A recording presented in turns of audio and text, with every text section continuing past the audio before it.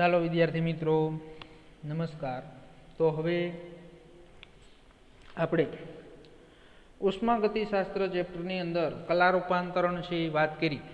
ત્યાર પછીનો ટોપિક આજના લેક્ચરની અંદર વિદ્યાર્થી મિત્રો પ્રમાણિત સર્જન એન્થાલ્પીની વાત કરવાની છે। પ્રમાણિત સર્જન એન્થાલ્પી, તો પ્રમાણિત સર્જન એન્થાલ્પી છે તો એ આપણે સમજવું હોય તો એની અંદર પ્રમાણિત શેની વાત કરી? પ્રમાણિત એટલે એ તો તમને ખબર જ છે કે એક મોલ પદાર્થ। સર્જન મેં તમને શું કીધું હતું? બધા જ જે શબ્દ છે એ શબ્દનો અર્થ સમજી જાઓ એટલે જ એની વ્યાખ્યા આવડી જાય।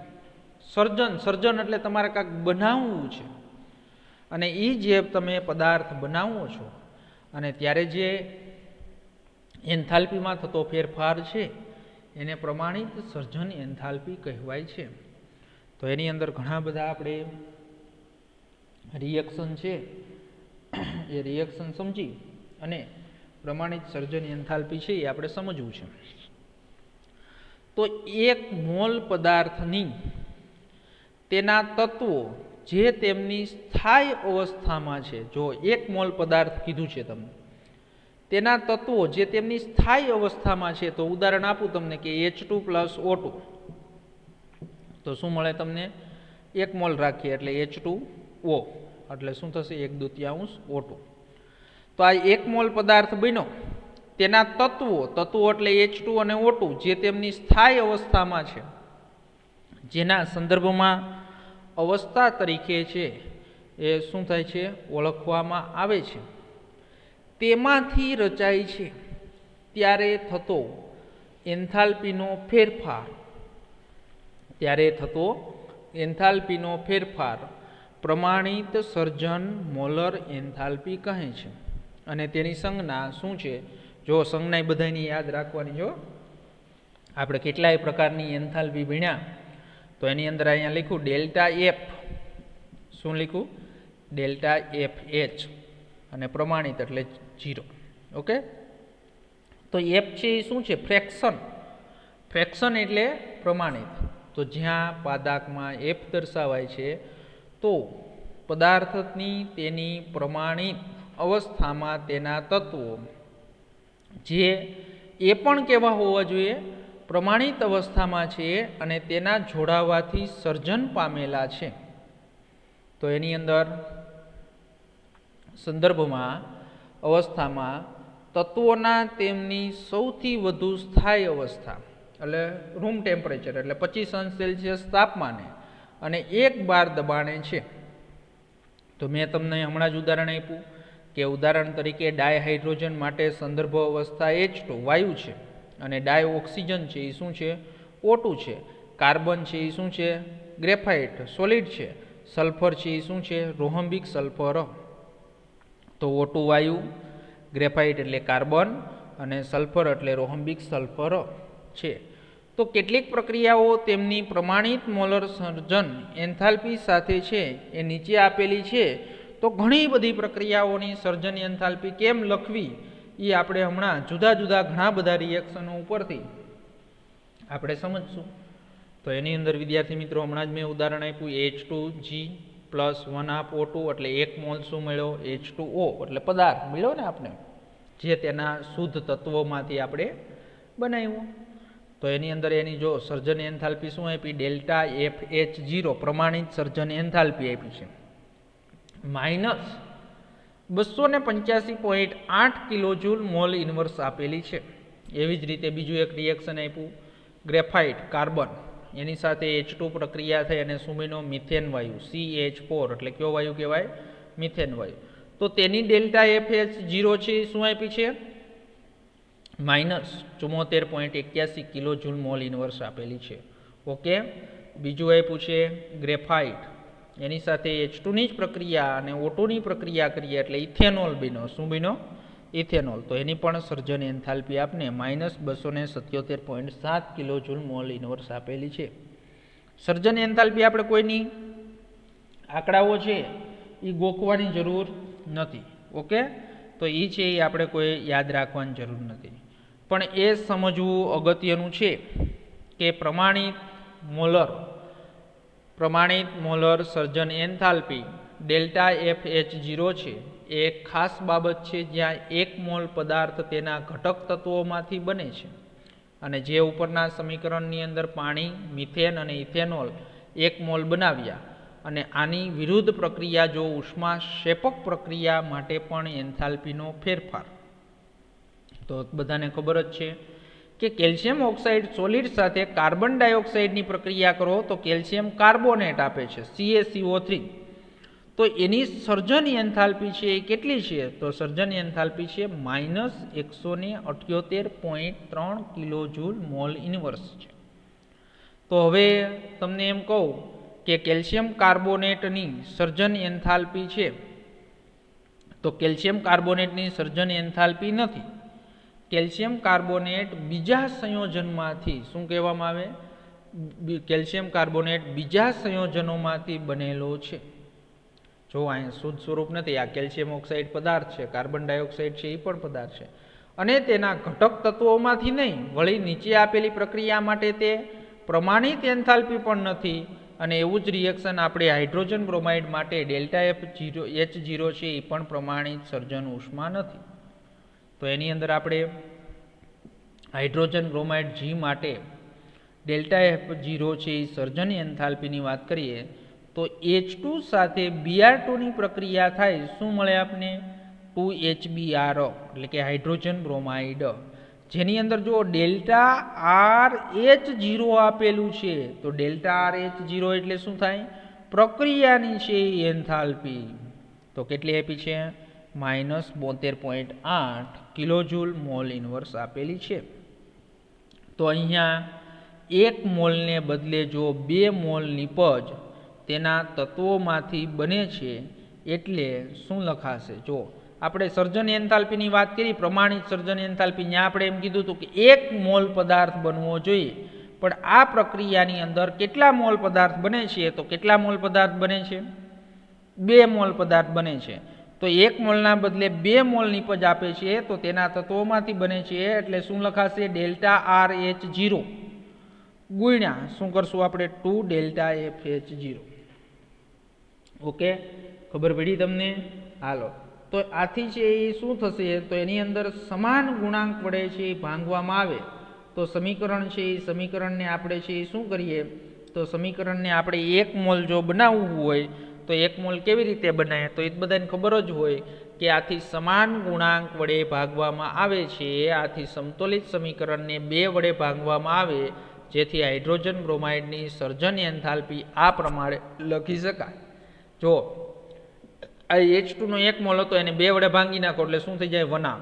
તો 1/2 H2 અને 1/2 Br2 સાથે પ્રક્રિયા કરી અને 1 મોલ શું આપેલું છે? HBr. તો ડેલ્ટા F0 છે અહીંયા કેટલું મળશે આપને? -36.41 કિલોજૂલ મોલ ઇન્વર્સ મળશે. તો કેટલાક સામાન્ય પદાર્થોની પ્રમાણિત સર્જન એન્થાલ્પી આપણે આગળ જે કોષ્ટક આપ્યું છે એમાં આપેલી છે. તો એ કાંઈ યાદ રાખવાની નથી, ખાલી આપણે કોષ્ટકની અંદર છે એ આપેલી છે. જો ક્યાંક MCQની અંદર કે દાખલાઓની અંદર જરૂર પડશે તો ત્યાં તમને રકમની અંદર જ એની શું આપેલી હશે? સર્જન એન્થાલ્પી આપેલી હશે. ઓકે, એટલે ગોખવાની નથી. હવે પ્રણાલિકા પ્રમાણે જો કોઈપણ તત્વની પ્રમાણિત એન્થાલ્પી ડેલ્ટા FH0 સંદર્ભ અવસ્થામાં, એટલે કે સૌથી સ્થાયી અવસ્થામાં છે એ 0 લેવામાં આવે છે. અહીંયા લખી નાખજો, નીટ માટે આ મુદ્દો છે એ મોસ્ટ IMP છે. આમાંથી ઘણી વખત છે એ MCQ પૂછાયેલો છે. પ્રણાલિકા પ્રમાણે કોઈ તત્વની, તત્વ શબ્દ લખ્યો છે, તત્વ એટલે ખબર છે ને, આપણા આવૃત કોષ્ટકની અંદર 118 તત્વ છે. તો તત્વની પ્રમાણિત એન્થાલ્પી ડેલ્ટા FH0 ના સંદર્ભ અવસ્થામાં, એટલે કે સૌથી સ્થાયી અવસ્થામાં શું લેવામાં આવે છે? તો કે 0 લેવામાં આવે છે. તો એ મારે તમને કોષ્ટકની અંદર સમજાવવું છે.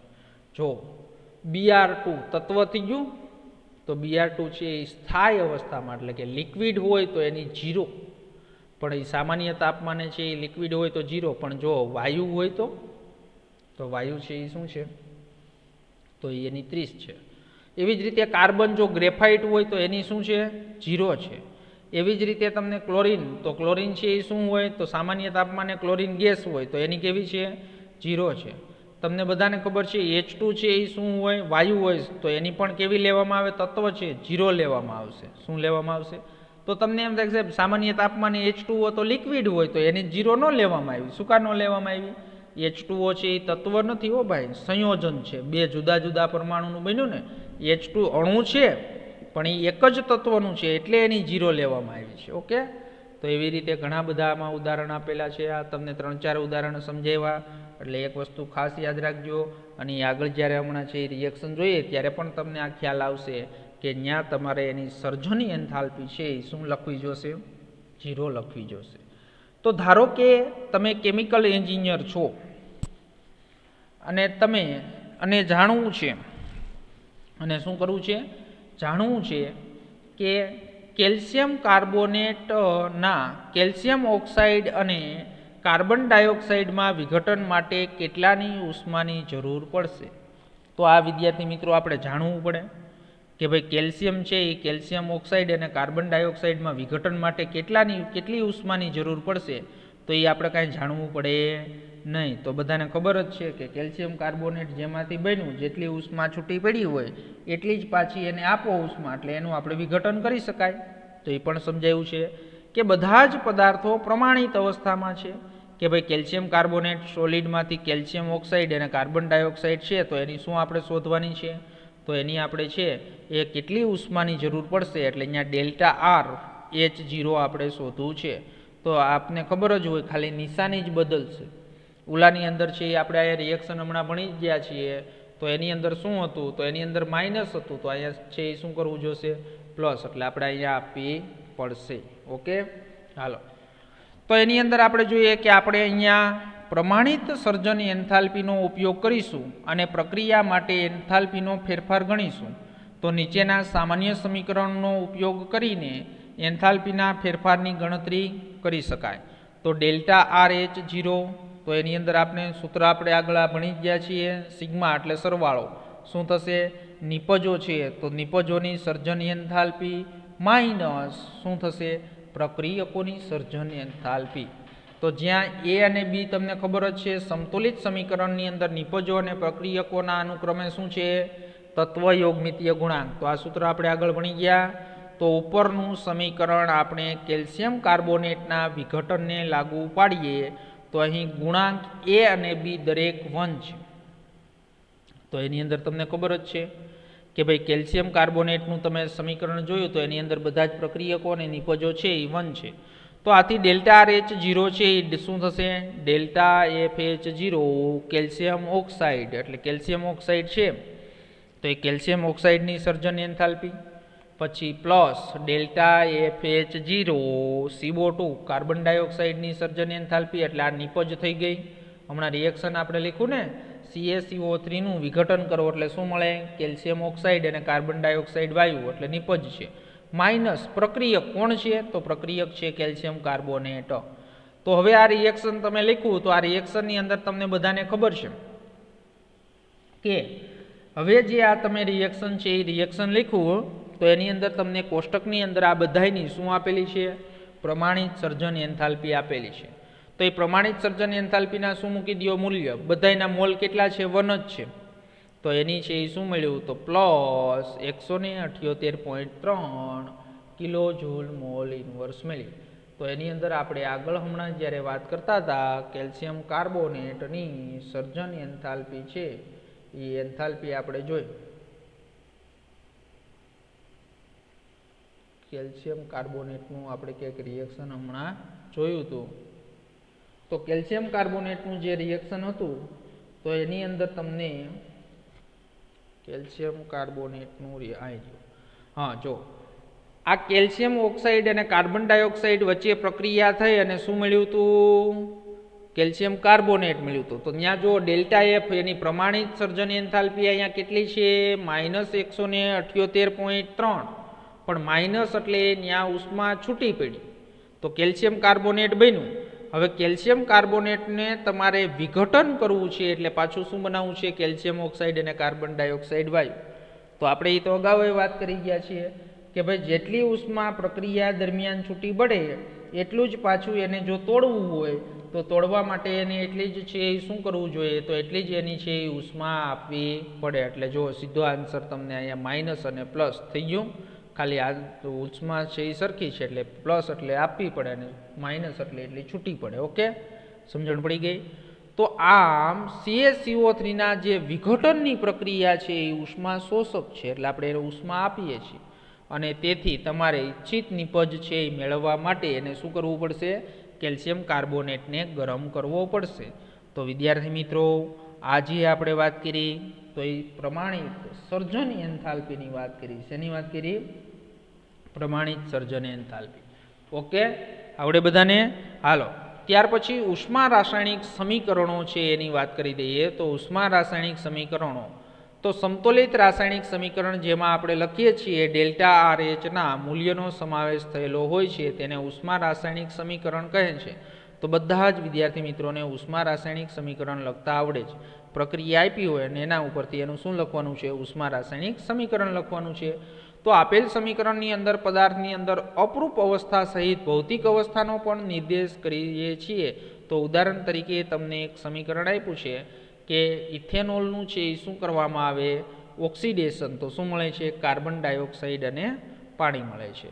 તો એની જે પ્રક્રિયાની એન્થાલ્પી છે, પ્રક્રિયા એન્થાલ્પી માઇનસ છે એ શું આપ્યું છે? 1367 કિલોજૂલ મોલ ઇનવર્સ આપેલી છે. તો ઉપરનું સમીકરણ છે તો એ ઉપરનું સમીકરણ પ્રવાહી ઇથેનોલનું અચળ તાપમાને અને દબાણે દહન દર્શાવે છે. તો એ એન્થાલ્પીના ફેરફારની સંજ્ઞા કેવી એવી? ઋણ. તો મેં તમને આગળ સમજાવ્યું હતું, જો એન્થાલ્પીના ફેરફારની સંજ્ઞા ઋણ આવે તો તે પ્રક્રિયા છે એ કેવી હોય? તો તે પ્રક્રિયા છે એ ઉષ્મા ક્ષેપક પ્રક્રિયા છે એ પ્રક્રિયા સૂચવે છે. ઓકે, હાલો. તો ઉષ્મા રાસાયણિક સમીકરણો લખવા માટે છે એ નીચેની પ્રણાલિકાઓ છે એ પ્રણાલિકાઓ જાણવી જરૂરી છે. તો એ તો બધી આપણે હમણાં 2-3 ઉદાહરણ આપો એટલે તમને લખતા આવડી જાય.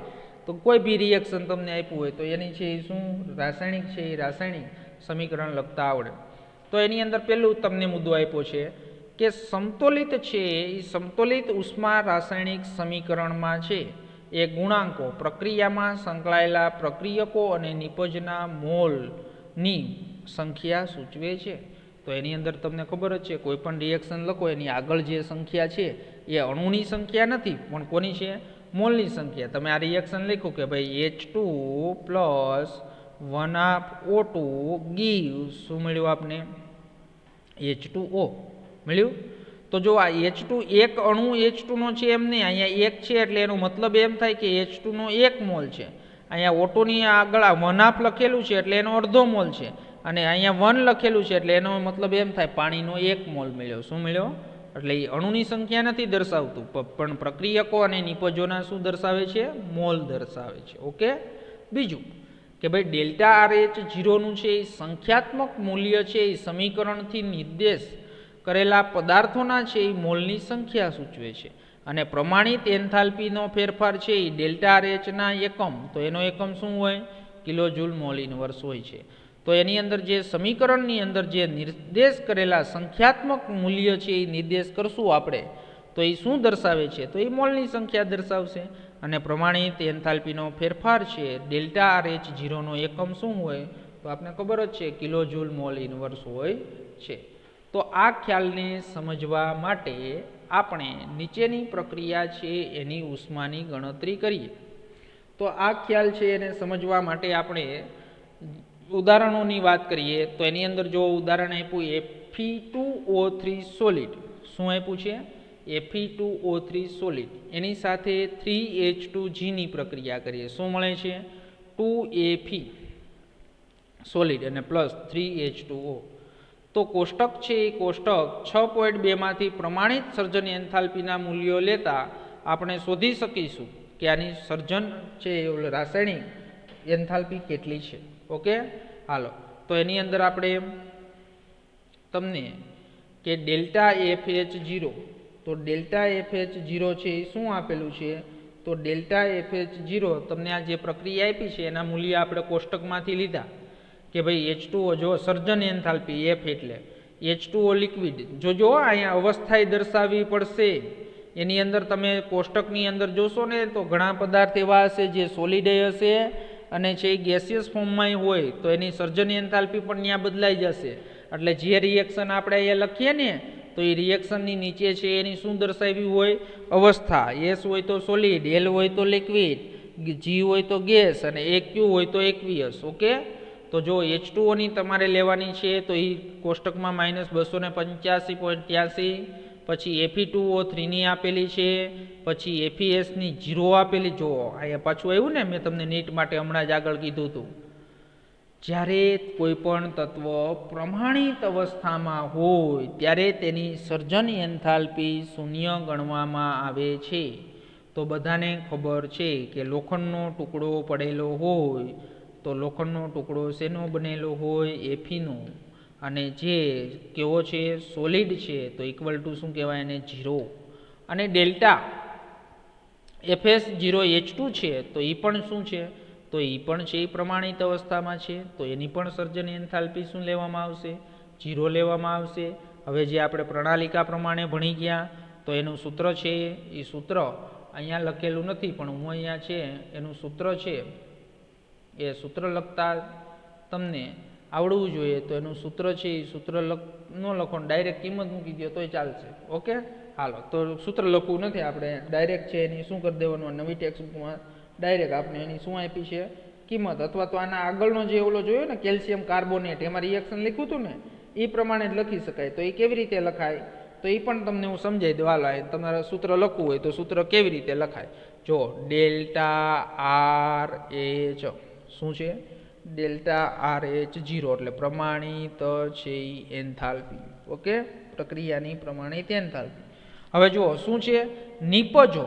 તો નિપજ આની અંદર કોણ છે? Fe અને H2O છે એ શું છે? નિપજ. પણ નિપજના છે એ કેટલા મોલ છે? તો નિપજના છે એ 2 મોલ છે. એટલે તમારે અહીં શું કરવું જોશે? 2. ઓકે, પછી Fe. તો Fe હોય તો એની સર્જન એન્થાલ્પી કેમ લખવાની? ડેલ્ટા FH0 અને પછી કાઉન્સની અંદર છે એ કાઉન્સની અંદર શું લખવાનું? તો કાઉન્સની અંદર આપણે લખશું કે ત્યાં Fe solid. Okay, Fe solid. હાલો, પ્લસ સરવાળો કીધો છે ને, તો સરવાળો હોય તો બીજી નિપજ કઈ છે? તો H2O. તો શું લખવાનું? 3 મોલ ડેલ્ટા FH0 અને અહીંયા શું થશે? કાઉન્સની અંદર લખશો તમે H2O. એટલે જો શું આવી ગયું? તો કે નિપજોની સર્જન એન્થાલ્પી માઇનસ શું થશે? પ્રક્રિયકોની સર્જન એન્થાલ્પી. હાલો, કોણ છે પ્રક્રિયક? Fe2O3 એક જ મોલ છે એટલે અહીંયા લખવાની કાંઈ જરૂર નથી. એટલે શું થશે? ડેલ્ટા FH0 કાઉન્સમાં કોની છે? તો કે ભાઈ Fe2O3. ઓકે, પછી સરવાળો આવે ને અને અહીં લખવાનો સોલિડ. અહીં બધી અવસ્થા દર્શાવવાની. H2 અહીંયા છે એ શું છે? તો લિક્વિડ. તો અહીંયા લિક્વિડ. હાલો, પ્લસ. તો પ્લસ શું થશે? તો હવે શું આવ્યું? H2. પણ H2 ના કેટલા મોલ છે? 3 મોલ. તો 3 મોલ છે એ શું થશે? ડેલ્ટા FH0 અને શું થશે? કાઉન્સની અંદર લખશો H2. આવી રીતે સમીકરણ લખતા તમને આવડવું જોઈએ. તો સમીકરણ છે એ તમે લખી નાખો એટલે એની અંદર છે એ શું થશે? કિંમત મૂકી દો. તો એની કિંમત બધી તમે અહીંયા કોષ્ટકમાંથી જોઈ છે. તો જો 3 મોલ અહીંયા ઇક્વલ ટુ છે, ઇક્વલ ટુ 3 મોલ કોના છે? તો કે ભાઈ H2O ના. એટલે H2O ની જો 3 મોલ H2O ના એટલે -285.83 કિલોજૂલ પ્લસ શું થશે? તો એની અંદર છે એ શું થશે? પ્લસ.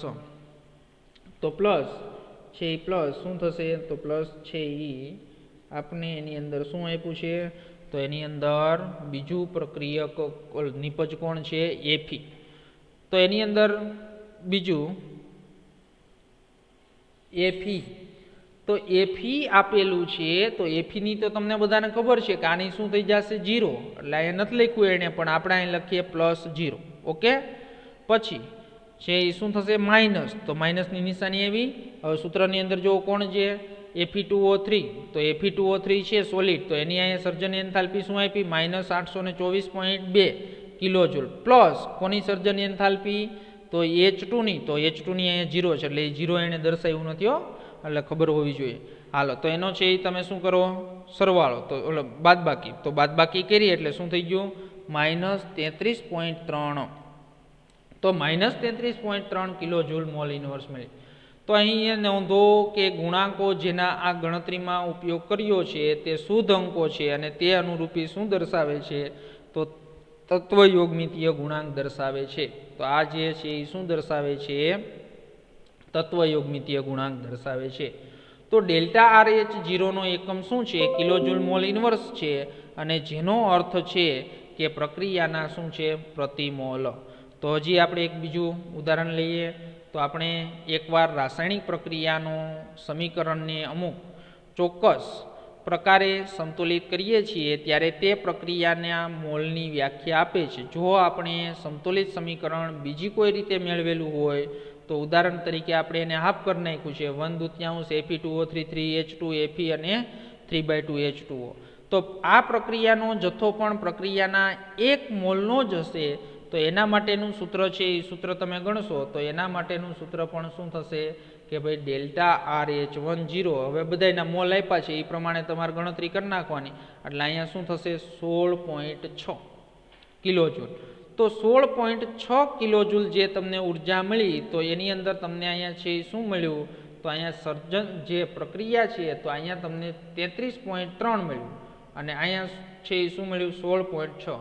એટલે જે ઓલી 1 મેળવેલું હતું એને શું છે, તો એને છે ડેલ્ટા RH2 છે એ કોના કે ભાઈ ઇન્ટુ 1/2 ડેલ્ટા RH1, એટલે કાંઈ ફેર પડે નહીં. તો આ દર્શાવે છે કે એન્થાલ્પી છે એ પણ કેવો ગુણધર્મ છે, માત્રાત્મક ગુણધર્મ છે. ઓકે, ખબર પડી. હાલો તો ત્યાર પછી આપણે એક ત્રીજો મુદ્દો આપ્યો છે કે જ્યારે રાસાયણિક પ્રક્રિયાને પ્રતિગામી કરીએ ત્યારે ડેલ્ટા RH નું મૂલ્ય છે એ સંજ્ઞામાં છે એ ઉલટું બની જાય છે. તો એ તો આપણે આગળ વાત કરી દીધી છે, તો એ તમને ખબર જ છે વિદ્યાર્થી મિત્રો કે જ્યારે રાસાયણિક પ્રક્રિયાને પ્રતિગામી કરીએ છીએ ત્યારે ડેલ્ટા RH નું મૂલ્ય ખાલી માત્ર સંજ્ઞામાં જ ઉલટું બની જાય છે. અને ઉદાહરણ તરીકે આપ્યું છે કે N2G સાથે H2G ની પ્રક્રિયા શું થશે, 2NH3G. એટલે ડેલ્ટા RH0 ઇક્વલ ટુ શું થાય, -91.8 કિલોજૂલ મોલ ઇન્વર્સ. આ પ્રક્રિયા ઉલટાવી નાખો, 2NH3 માંથી H2 અને 3H2 બનાવો, તો એની અંદર ખાલી શું થશે કે અહીંયા ઉષ્મા છૂટી પડશે ને અહીંયા ઉષ્મા આપવી પડશે. એટલે એની સંજ્ઞા જ છે એ ખાલી શું થશે, તો એની સંજ્ઞા જ છે એ ઉલટાશે. ઓકે વિદ્યાર્થી મિત્રો, તો એની અંદર આપણે વાત કરી પ્રમાણિત સર્જન એન્થાલ્પી. તો કોઈ પણ રિએક્શન તમને આપેલું હોય અને એ રિએક્શન છે એના ઉપરથી તમને છે એ શું કીધું હોય, તો એના ઉપરથી તમને છે એ પ્રમાણિત સર્જન એન્થાલ્પીની ગણતરી કરવાના છે. એ MCQ અથવા તો પ્રમાણિત સર્જન એન્થાલ્પીના છે એ ગણતરી કરવા માટેના દાખલાઓ આવે અથવા તો નીટની અંદર MCQ આવે તો તમને આવડવા જોઈએ. ઓકે, હાલો તો અહીંયા સુધી છે એ કમ્પ્લીટ તૈયાર કરી નાખજો. એટલે આવતા લેક્ચરની અંદર છે એ આપણે હેજનો નિયમ જે ભણવાનો છે મોસ્ટ IMP, તો એ આપણે આવતા લેક્ચરની અંદર ભણીશું.